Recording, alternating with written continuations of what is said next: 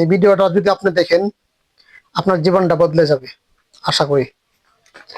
দেখেন ডায়েরিতে দাগ।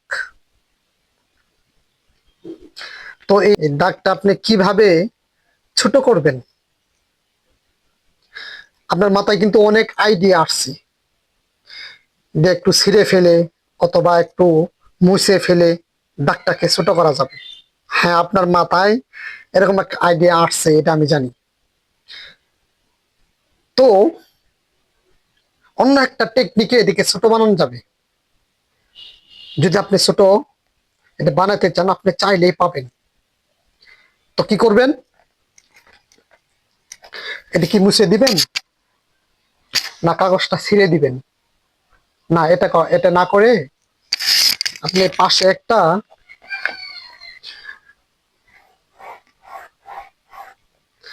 দেখেন পাশে একটা বড় দাগ দিয়ে দেন। তাহলে আগের বড় দাগটা ছোট হয়ে গেল পাশে এই দাগটা দেওয়ার কারণে। তো আপনাদের এই এক্সামটা কেন দিলাম?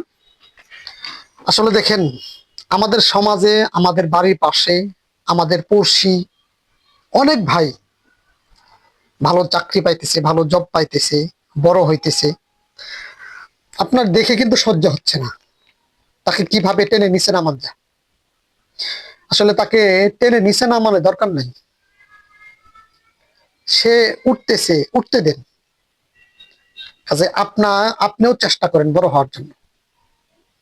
তাকে ধ্বংস না করে, তাকে ছিঁড়ে না ফেলে, তাকে মুছে না ফেলে আপনি বড় হওয়ার চিন্তা করেন, স্বপ্ন দেখেন। সে পাখা লাগায় উঠতেছে, সে উঠতেছে, আপনি উড়েন। তার পাখা ছিঁড়ে ফেলার চেষ্টা করেন না, আপনিও পাখা লাগান, আপনিও উড়েন। তাহলে সেও সফল হইলো, আপনিও সফল হলেন।